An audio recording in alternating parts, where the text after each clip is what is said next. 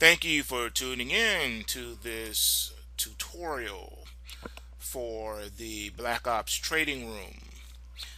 Today we're going to talk about stop losses, trailing stop losses, how to do what it is that you need to do.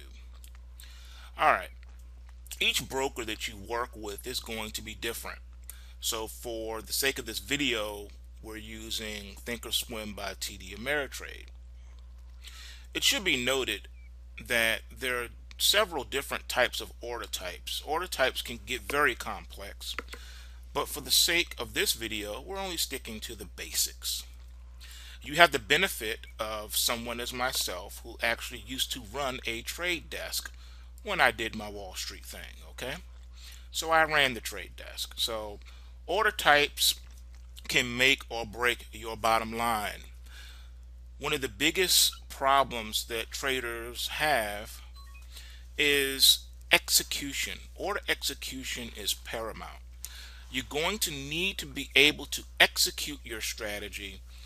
If you can't execute your strategy, it doesn't matter how effective the technical strategy is. If you can't execute it properly, then nothing else matters. Okay?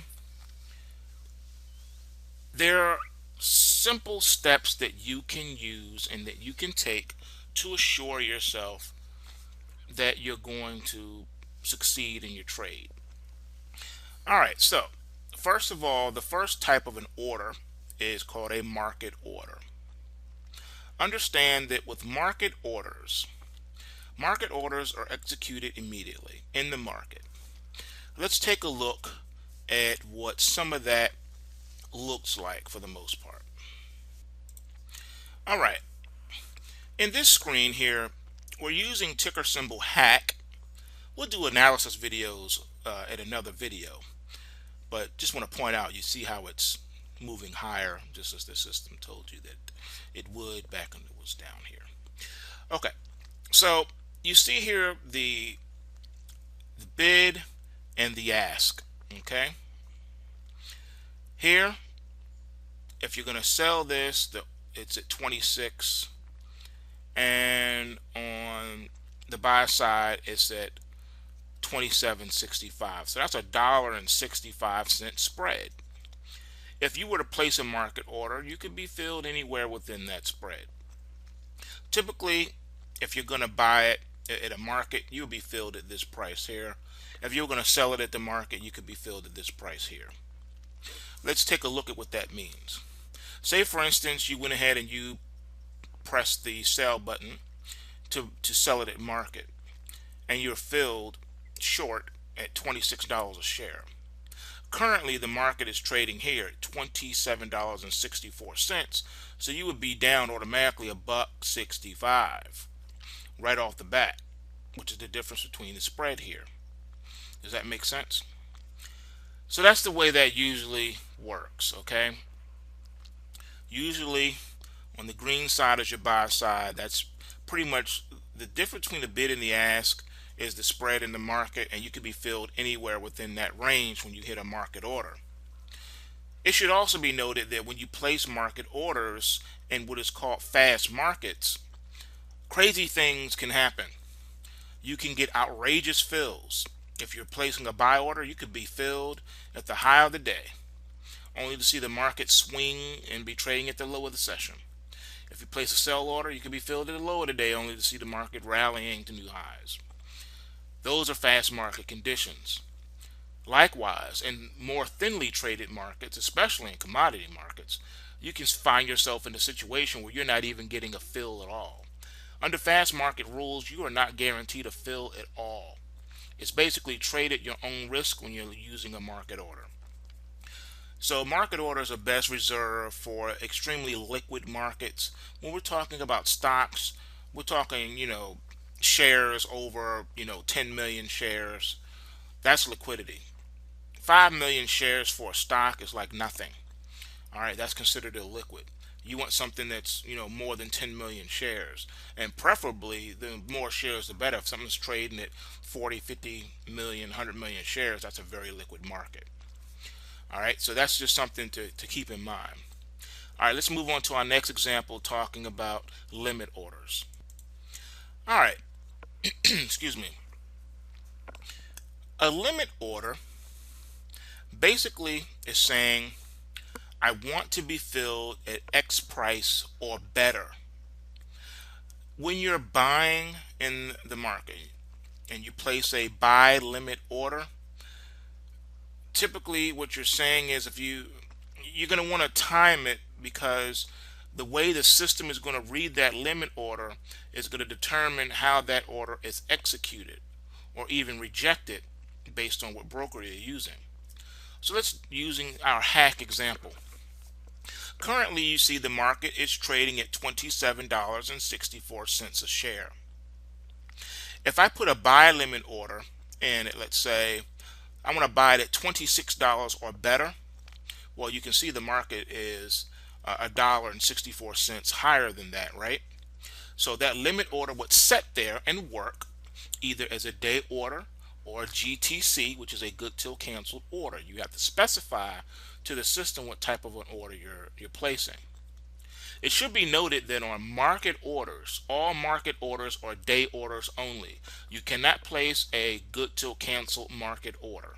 Market orders are filled immediately. They're considered day orders. If you place it as a good till cancel, it's not going to listen to you. It's going to reject the order, or it may even just execute it anyway, immediately. All right, so keep that in the back of your mind. Back to the limit order. So if you place a limit order below the market, it's going to sit there and work and wait till the market pulls back, and then it'll fill you. Okay. If you place a buy limit order above the market, it's going to fill you wherever the market is currently trading at. All right. So let's say the market is trading at 27.64, which it is, and I place a limit order to buy hack at $28 or better. That's what a limit order says. A buy limit says buy it at this specified price or better.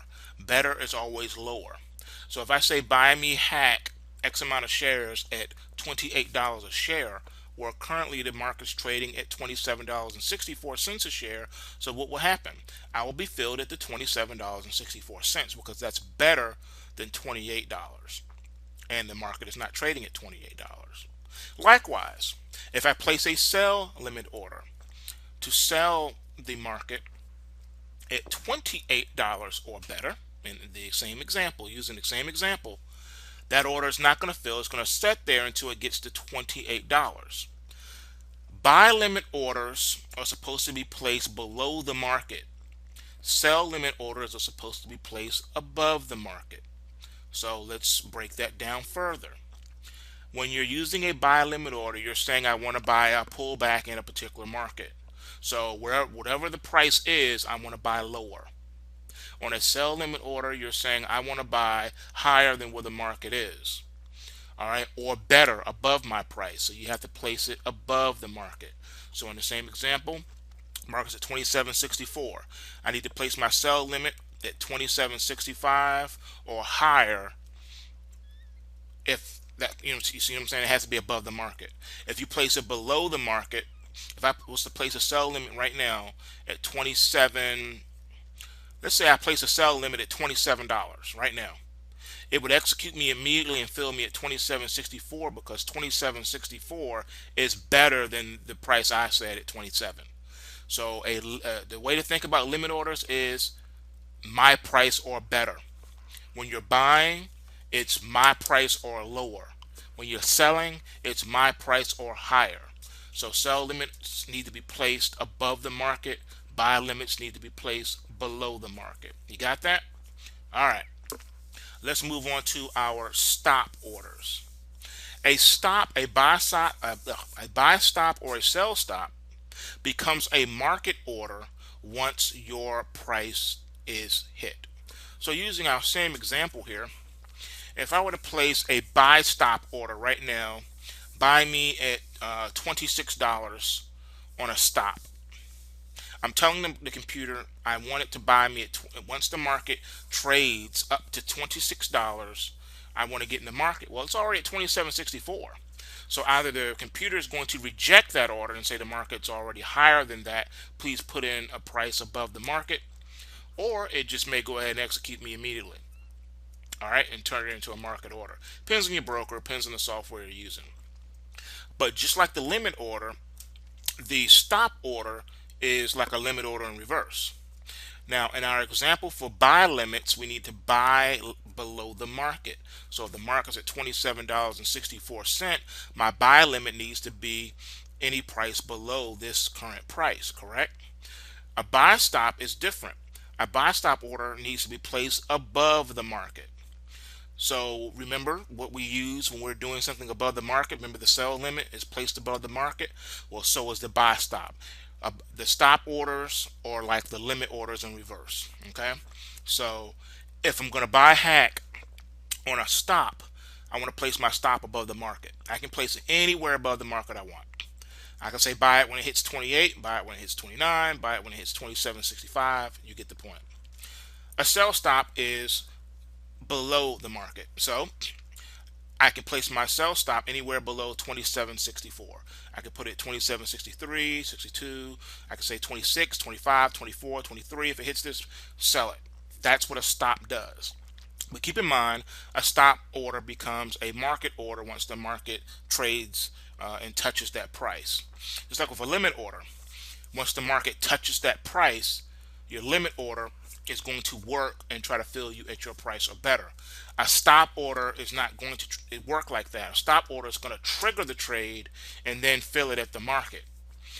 Now, let's look at some of the nuances of the limit and the stop. On a limit order, what can happen is the market can trade at your price, but you're not guaranteed to fill.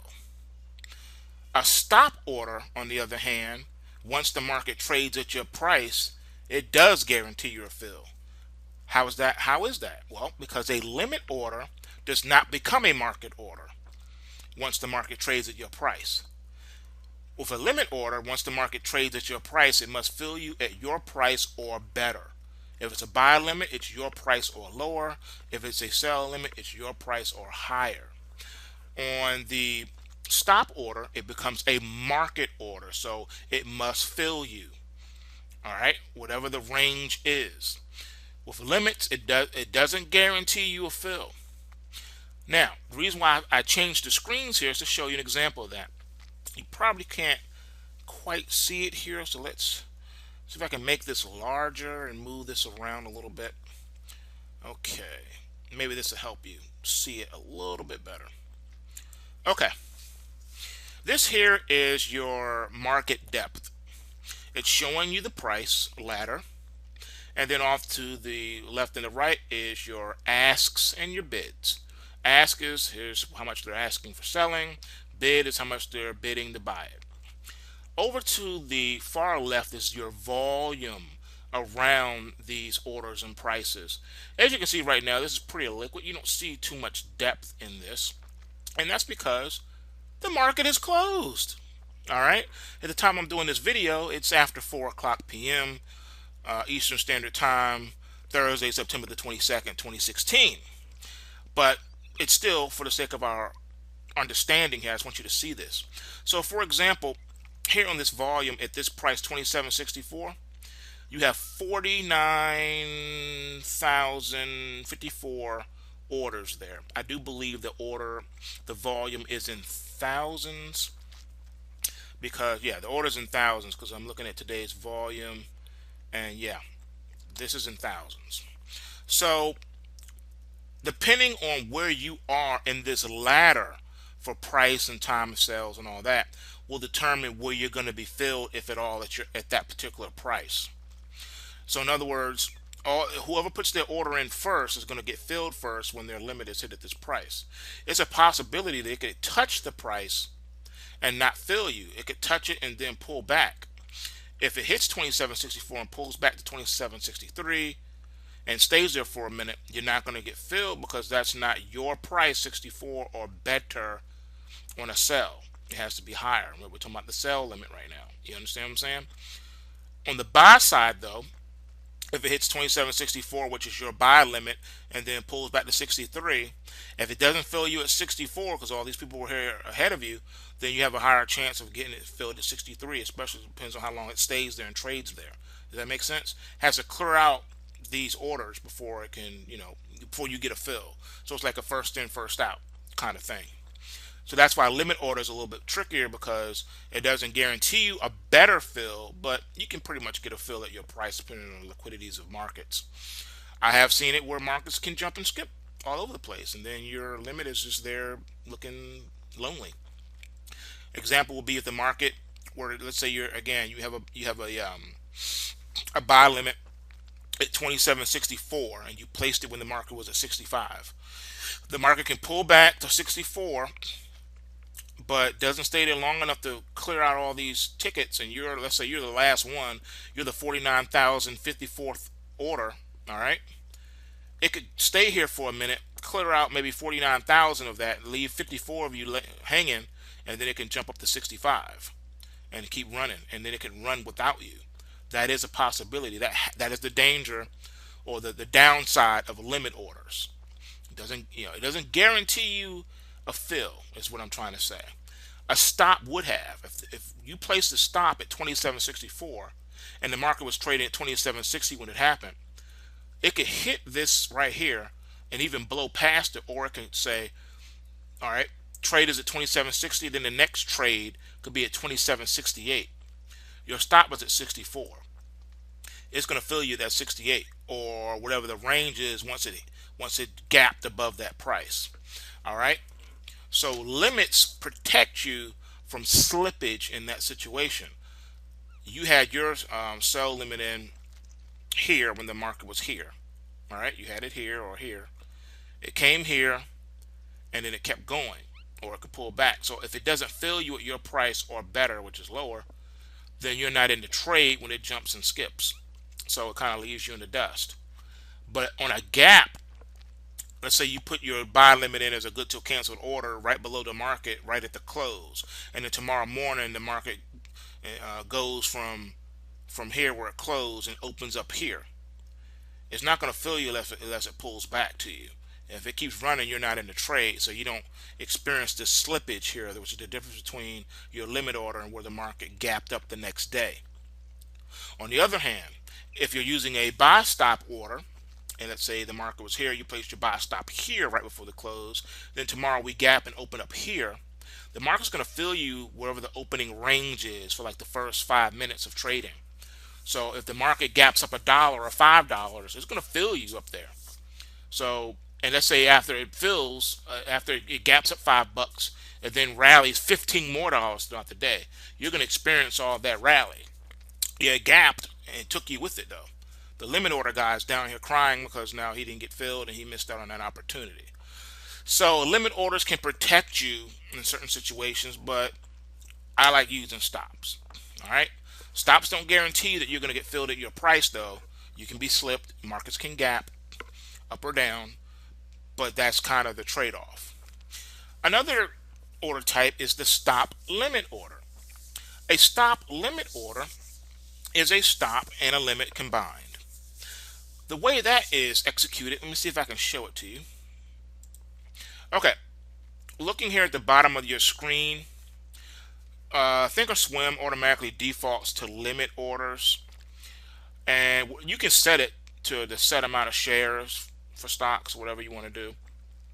So I just wanted to show you what it looks like. You're going to have a buy side and a sell side. Now let's go over here to the far right hand side. I want to show you something real quick. Okay. It automatically defaults to limit order. Not too much you can do about that. So you're going to have to change it. So let me show you what a stop limit will look like. You come over here and you hit stop limit. See the drop down menu? Market, limit, stop limit, trailing stop, blah, blah, blah. Market on close, LOC. I can't remember what LOC is. Limit on close. That's right. Market on close and limit on close. Okay, so yeah, going back here.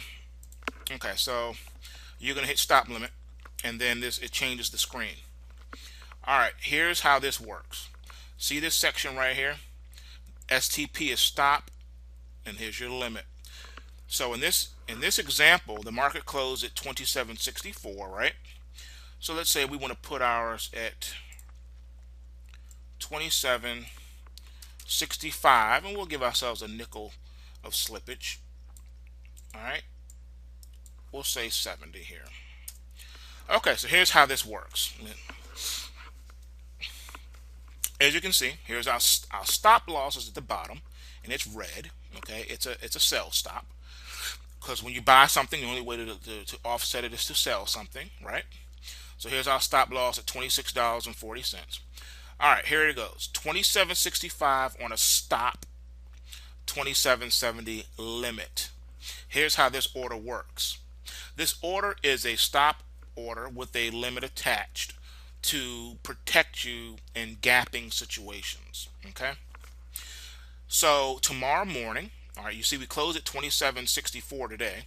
So tomorrow morning, if this market, let's say it opens where it closed at 27.64, and it proceeds to fall from there. Let's say 27.64 is where it opens, and that's the high, and then it collapses $2, $3, $4 tomorrow. Well, guess what? You're not going to be in the trade because your stop was at 27.65. It needs to trade at 27.65 before it triggers this order. So let's say tomorrow it opens at 27.64, and then it rallies $4 or $5 throughout the day. Well, what happened is once it hits 27.65, it triggers this stop. And instead of the stop becoming a market order, remember stops become market orders once the price is touched.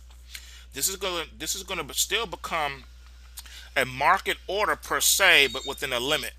All right, meaning that it can only trade at the 27.65 and 27.70 range. Okay, that's it. It can't slip you more than what you tell it in the limit. You could have put this limit any way you wanted. You could have said 27.65 stop on a $30 limit and say $30 at the top. All right, giving yourself several dollars of room. It's up to you. I normally do like 5 cents. So anyway, that's pretty much how this works. Okay. Now, in some cases, it could trigger the 27.65 and then fall at that point. You will be filled again at the range as a market order within that range, but you'll be filled no worse than 27.70. But you can actually be filled lower also. So just keep that in mind. Those are our lessons for the day, and stops and stop limits. And the next installment we'll do how to trail positions.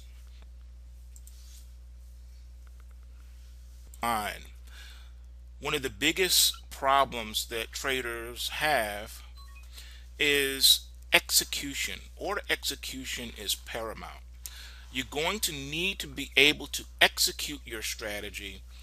If you can't execute your strategy, it doesn't matter how effective the technical strategy is. If you can't execute it properly, then nothing else matters. Okay? There are swim by TD Ameritrade. It should be noted that there are several different types of order types. Order types can get very complex, but for the sake of this video, we're only sticking to the basics. You have the benefit of someone as myself who actually used to run a trade desk when I did my Wall Street thing. Okay, so I ran the trade desk. So order types can make or break your bottom line. Thank you for tuning in to this tutorial for the Black Ops Trading Room. Today we're going to talk about stop losses, trailing stop losses, how to do what it is that you need to do. All right, each broker that you work with is going to be different.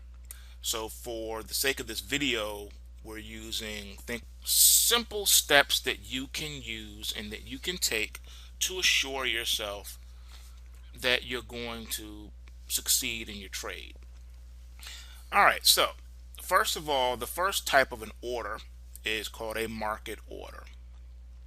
Understand that with market orders are executed immediately in the market. Let's take a look at what some of that looks like for the most part. All right, In this screen here, we're using ticker symbol hack. We'll do analysis videos at another video, but just want to point out, you see how it's moving higher, just as the system told you that it would back when it was down here. Okay, so you see here the bid and the ask. Okay, here